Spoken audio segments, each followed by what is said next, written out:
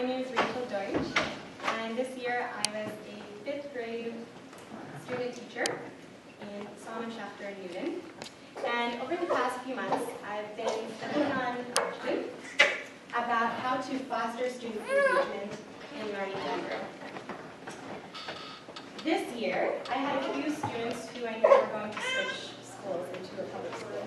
And I felt like this may have been my last opportunity to help these students develop some sort of connection to the Hebrew language, because I didn't know if they would continue learning Hebrew beyond this year in public school. Can you hear me? Yep. And so I really wanted to see how I could really engage my students or motivate them to learn Hebrew so that they'll continue to have a connection with Hebrew beyond the classroom realm, beyond 5th grade, once they're in public school or whichever path they end up taking. And so I developed a question: what factors contribute to student motivation to learn Hebrew? And as I was thinking about this question and developing data, I realized that I was using the term motivation interchangeably with engagement. And so then I realized that I had to define what I meant. Do I mean motivation? Do I mean engagement? What do I mean? And so then once I defined the terms, I realized that motivation is a very difficult thing to see in my students. And so it's easier to see what engagement they have. And so my research question evolved to what factors contribute to student engagement to learning Hebrew. How did I define engagement? I saw it as two parts that are connected. One part is the behavioral aspect, meaning students can be participating in the class and you can see that behavior. Some of my students were raising their hand eagerly, waiting to be called on, or some of my students were making sure that they had eye contact with me or with the material. But on the other hand, there could also be intellectual engagement. So students could be thinking about the material. They could be responding to a question. This might be a little bit more difficult to see, intellectual engagement, but still, there are these two aspects, behavioral and intellectual, and they could be connected. It could be good. Between February and June, I began to collect data. I collected 5 journal entries, 4 videotapes of me teaching, and I gave my students the same survey in February and in June.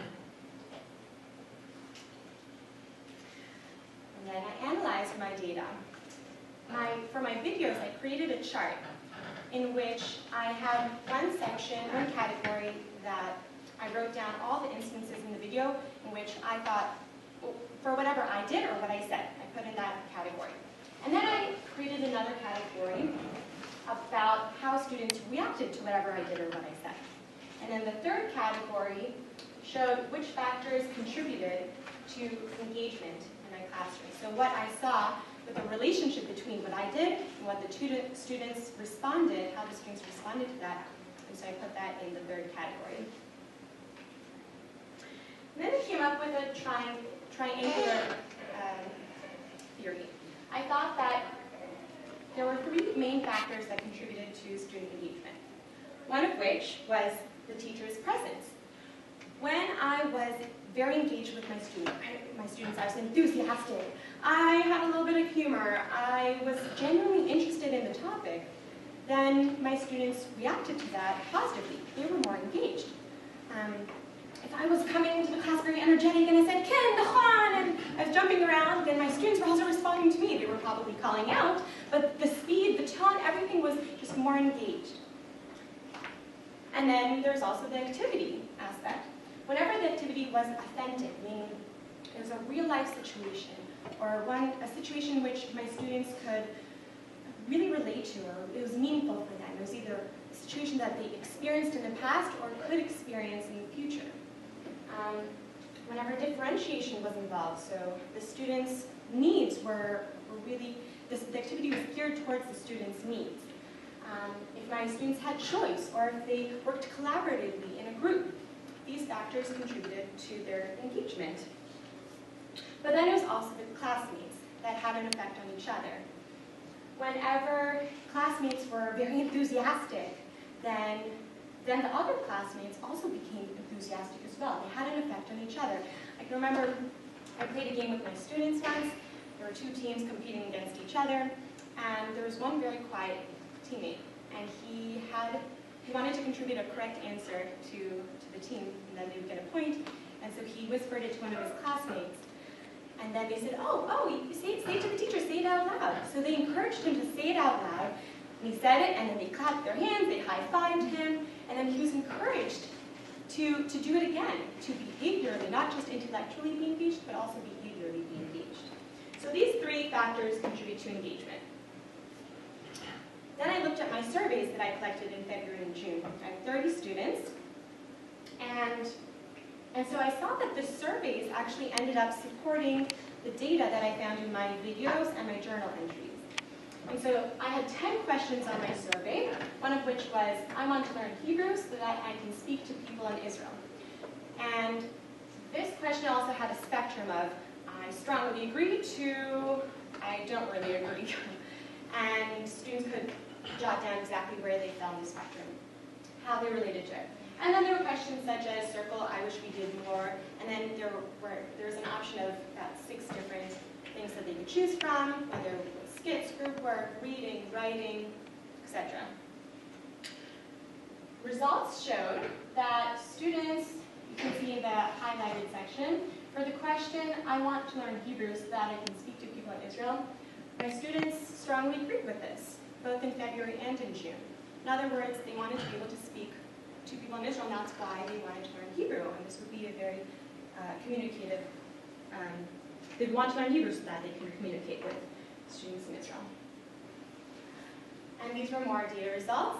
Here you see that for the question, I wish we did more, students really wanted to have more skits, and wanted to do more group work. And this was very high for both February and June. It was almost identical results between the different months. And so these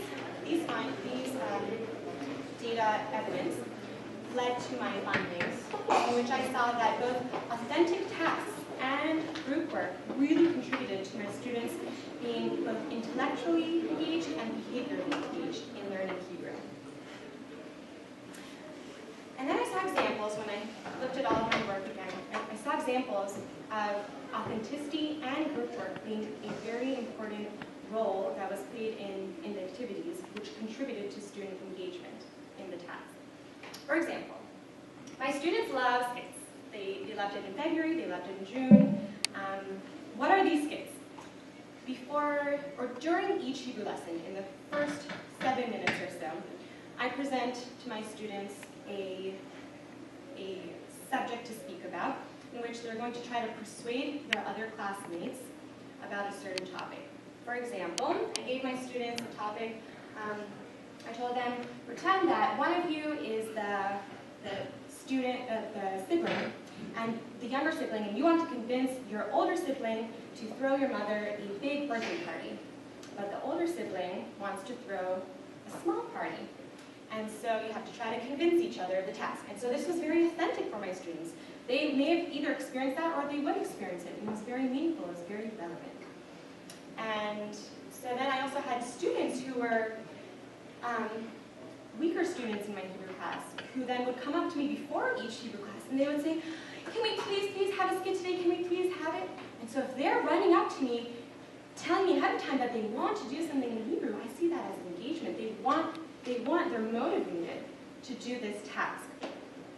And then another situation I remember was when my students, they had a writing task to do. They had to write about a Boston, whether it's to do in Boston, they would tell their friend about it. But this wasn't actually going to go to a friend, so it wasn't a very authentic task. And so my student wasn't very involved. He didn't really want to do it. And so I tried to think quickly of how to make him become more engaged in the task. So I told him to turn around in his chair, face me, and I said, I'll pretend to be the friend from Canada. He was writing a note to a friend of his in Canada. And so I pretended to pick up the phone and I said, "Ala, manishma." So he became kind of into he started playing the role a little bit more, and he was laughing a bit. And so he started telling me about the Bruins game and the different things that we can do in Boston. And then suddenly other students in the class started gravitating towards this task. And they picked up their hands as if they were speaking on the phone too. And so it became a conference call. And so we were all speaking on the phone, "Hello, my Boston, what can we do in Boston?" and everyone became very engaged in the task. And I think that this was because it was authentic, or it was close to a real-life situation, and it also involved collaborative group work.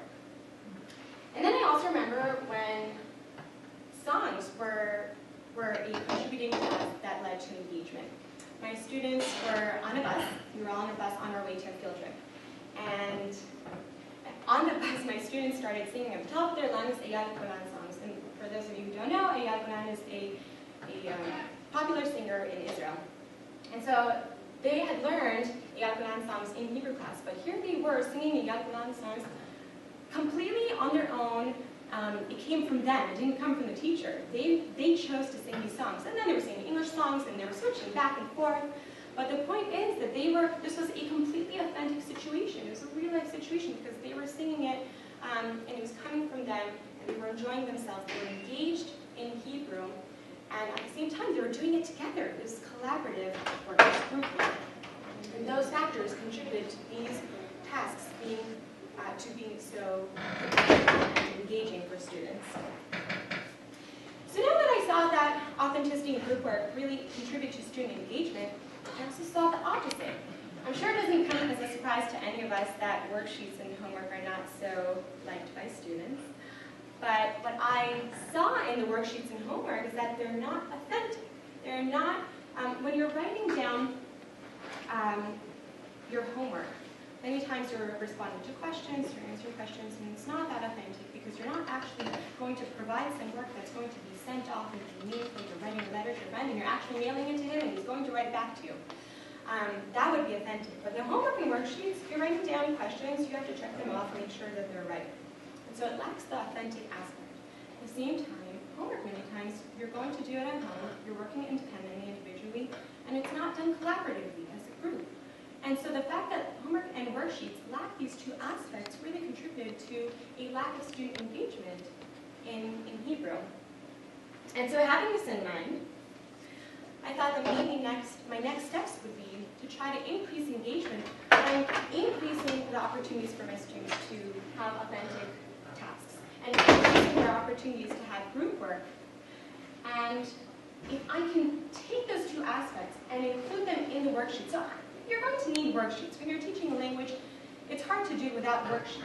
But if I can change the worksheets to include more authenticity and to include more group work, and maybe even incorporate some technology. My students love technology. Some of my fifth graders had apps and iPads, and they had iPads and iPhones in fifth grade. So I think that if we can take the things that they really enjoy, and then this could really help them. And for example, I learned about this app called Song Puppets. So on this app, you can actually speak to the iPad, and you can create a skit, and these song puppets, or these puppets on the iPad, will start to speak in funny voices. And you can do that in Hebrew. And then you can create a skit on your own with this iPad, and you can do that at home.